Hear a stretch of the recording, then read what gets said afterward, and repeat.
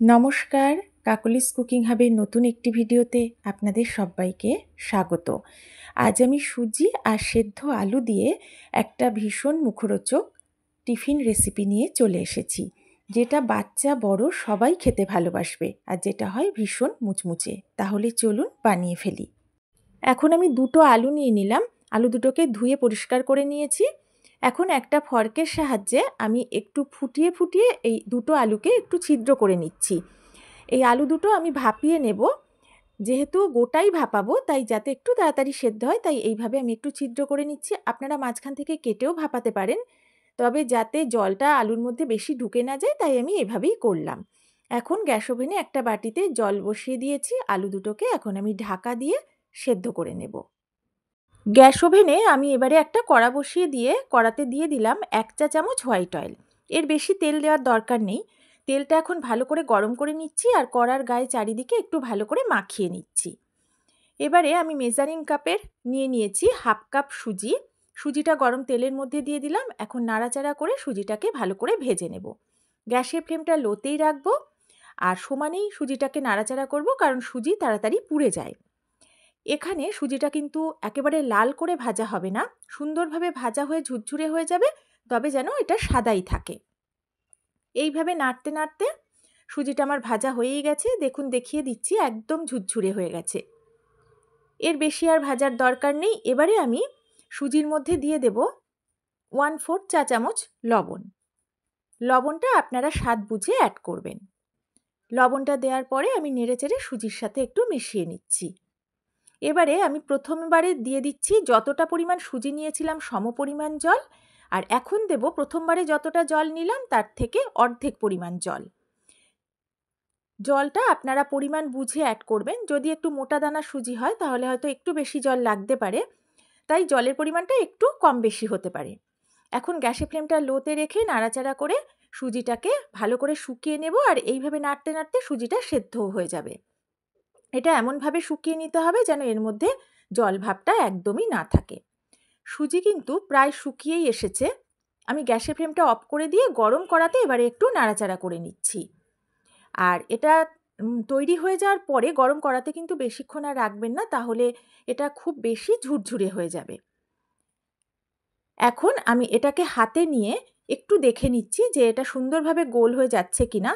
এটা কিন্তু বেশ আঠালো হয়ে গেছে, বেশ ভালোভাবেই হাতে গোল হয়ে যাচ্ছে, হাতে আর লাগছে না। এটা আমার রেডি হয়ে গেছে। এখন এটাকে নামিয়ে নেব। এখন একটা গ্রেটার নিয়ে নিয়েছি। আমি যে আলু সেদ্ধ করেছিলাম সেই সেদ্ধ আলু আমি গ্রেটারে গ্রেট করে নিচ্ছি। এখানে আপনারা গ্রেট না করেও হাতে স্ম্যাশ করেও নিতে পারেন আলুটাকে, কিন্তু স্ম্যাশ করলে অনেক সময় আলুর মধ্যে একটু গোটা গোটা অংশ থেকে যায়, তাই গ্রেট করে নিলে কাজটা অনেক বেশি সহজ হয় আর ভালোভাবে করা যায়। আর এখানে দুটো আলুই কিন্তু আমি কাজে লাগাবো না, কতটা লাগবে সেটা আমি পরে বলে দিচ্ছি। সুজিটা আমি একটা থালায় নিয়ে নিয়েছি। হালকা গরম থাকা অবস্থায় এটাকে আমি হাত দিয়ে ভালো করে চেপে চেপে যেভাবে আটা ময়দা মাখে সেইভাবে চটকে চটকে মেখে নিচ্ছি। প্রথমেই এটা ঠান্ডা হয়ে যাওয়ার আগে হালকা গরম অবস্থায় ভালো করে একটু মেখে নিতে হবে। একটু সময় নিয়ে এটা মেখে নিয়েছি। এবারে আমি এর মধ্যে অ্যাড করে দিলাম সেদ্ধ করে গ্রেট করে নেওয়া আলু। দুটো আলু পুরোটাই কিন্তু আমি দেইনি, একটা দিয়েছি আর একটার অর্ধেকের একটু কম দিয়েছি। এটা আপনারা পরিমাণ বুঝে দেবেন। খুব বেশি আলু দিলে কিন্তু এটা নরম হয়ে যাবে। এবারে আলু আর সুজি আবারও একটু সময় নিয়ে ভালো করে মেখে নিয়েছি। একদম মসৃণভাবে এটা মাখতে হবে। এবার আমি এর মধ্যে দিয়ে দিলাম বেশ কিছুটা চিলি ফ্লেক্স। এটা আপনারা স্বাদ বুঝে দেবেন। এবার দিচ্ছি হাফ চা চামচ গোটা জিরে, দিচ্ছি স্বাদ মতো লবণ, আর আমি এবার এর মধ্যে দিয়ে দেব আধ ভাঙা করে নেওয়া বেশ কিছুটা গোলমরিচ গুঁড়ো। এই গোলমরিচ গুঁড়োটাও কিন্তু আপনারা স্বাদ বুঝে অ্যাড করবেন। এবারে আমি দিয়ে দিলাম বেশ কিছুটা মিহি করে কুচানো ধনেপাতা। সব উপকরণ এখন সুজি আর আলুর সাথে ভালো করে মিশিয়ে আবারও চটকে চটকে মেখে নিচ্ছি। পুরো কাজটাই কিন্তু একটু সময় নিয়ে ধৈর্য ধরে করতে হবে। মাখাটা যত ভালো হবে রেসিপিটাও তত ভালো হবে। যে ডোটা আমি বানিয়ে নিয়েছিলাম সেই ডোয়ের মধ্যে আমি দিয়ে দিচ্ছি হাফ চা চামচ মতো হোয়াইট অয়েল। হাতে যে একটা চিপচিপে ভাব লাগছিল, হাতে লেগে যাচ্ছিল, এই তেলটা দিয়ে মাখার ফলে হাতে কিন্তু আর লাগবে না। এবারে আমার যে চপিং বোর্ডটা আছে তার উপরে আমি খুব অল্প পরিমাণে একটু তেল নিয়ে চারিদিকে ভালো করে মাখিয়ে নিলাম। এবার ডোটা থেকে আমি দুটো লেচি কেটে নিয়েছি। তারপর দুটোকে ভালো করে গোল করে নিলাম। এখন একটা লেচি নিয়ে আমি একটা বেলুন দিয়ে আলতো হাতে বেলে নিচ্ছি। একদম আলতো হাতেই এটা করতে হবে। আর এটা আপনারা হাত দিয়েও চেপে চেপে গোল করে নিতে পারেন, তাতেও সমস্যা হবে না, তবে আলতো হাতে করবেন। এবার বেলুন দিয়ে বেলার পরে হাত দিয়ে আমি একটু চেপে চেপে আলতো হাতে সেট করে নিলাম। এখন একটা ছুরি দিয়ে সাইড থেকে আমি কিছুটা করে অংশ সমান করে কেটে বাদ দিয়ে রাখছি। আমি এটাকে স্কোয়ার শেপ করতে চাই, তাই আমি এইভাবে চারদিক থেকে কিছুটা টুকরো কেটে বাদ দিয়ে রাখলাম। আপনারা এটা যে কোনো শেপেই বানাতে পারেন। এবারে এই স্কোয়ার অংশটা থেকে আমি 3টে সমান টুকরো লম্বা করে কেটে নিচ্ছি। আর কতটা চওড়া করছি সেটাও আপনারা দেখতে পাচ্ছেন। এইভাবে একটু চওড়া চওড়া করে লম্বা করে এইভাবে বানিয়ে নেবেন। এগুলোকে আমি তুলে রাখবো, আর যে অংশগুলো কেটে বাদ দিয়ে রাখলাম সেগুলো কিন্তু ফেলবো না, সেগুলো থেকেও পরে বানিয়ে নেব। আরেকটা যে লেচি করেছি সেটাকেও হাত দিয়ে প্রথমে একটু পাতলা করে নিলাম, তারপর উপরটা যাতে প্লেন হয়ে যায় তাই আমি আবার আলতো হাতে বেলুন দিয়ে একটু বেলে নিচ্ছি। চারদিকটা যেন সমান হয় তাই আমি চারদিকে একটু ভালোভাবে এটা চেপে চেপে বেলে নিচ্ছি। আরও একটা থেকে 3টে টুকরো লম্বা করে সমানভাবে আমি কেটে নিচ্ছি। এই একইভাবে সবগুলো আমি বানিয়ে রেডি করে নিয়েছি। দেখুন কতটা মোটা করেছি। ঠিক এইভাবে বানালে এগুলো বেশি ভালো হবে। এখন গ্যাস ওভেনে আমি একটা কড়া বসিয়ে দিয়ে কড়াতে দিয়ে দিলাম একটু বেশি করে হোয়াইট অয়েল। তেলটা হাই ফ্লেমে খুব ভালো করে গরম করে নিয়েছি। তারপরে আমি যে নাস্তাগুলো বানিয়েছি তার থেকে প্রথমে আমি দুটো দিলাম। এগুলো দেওয়ার পর অল্প কিছুক্ষণ আমি কিন্তু এটাকে একদম নাড়াইনি। প্রথমেই এটা দেওয়ার সাথে সাথে নাড়াবেন না, তাহলে এগুলো ভেঙে যেতে পারে।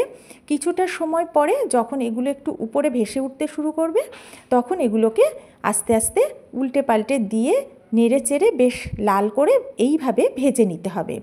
বেশ কড়া করেই আমি এগুলোকে একটু ভেজে নেব। আর এটা ভাজার সময় সবসময় গ্যাসের ফ্লেমটা একদম হাইতে রেখে দেবেন। আর ভাজতে একদমই বেশি সময় লাগে না, খুব ঝটপট এটা ভাজা হয়ে যাবে আর বেশ মুচমুচে হবে। দুটো তুলে নিয়ে আবারও আমি 3টে দিয়ে দিলাম এবং এগুলোকেও ঠিক একইভাবে আমি ভেজে তুলে নিচ্ছি। এইভাবে সবগুলোই আমি ভেজে নিচ্ছি। এই নাস্তাগুলো চায়ের সাথে খেতে যেমন ভীষণ ভালো লাগবে, সসের সাথে খেতেও কিন্তু খুব ভালো লাগবে। দেখতেই পেলেন একদম অল্প উপকরণে আর যেসব জিনিসগুলো খুব সহজেই বাড়িতে পাওয়া যায় সেই সব উপকরণ দিয়েই চটজলদি এটা বানানো হয়ে গেল। আর এটা দেখতে যেমন সুন্দর হয়, খেতেও কিন্তু ভীষণ ভালো লাগে। যদি আমার এই রেসিপিটা ভালো লাগে বাড়িতে বানিয়ে অবশ্যই খাবেন আর আমাকে জানাবেন আপনাদের কেমন লেগেছে।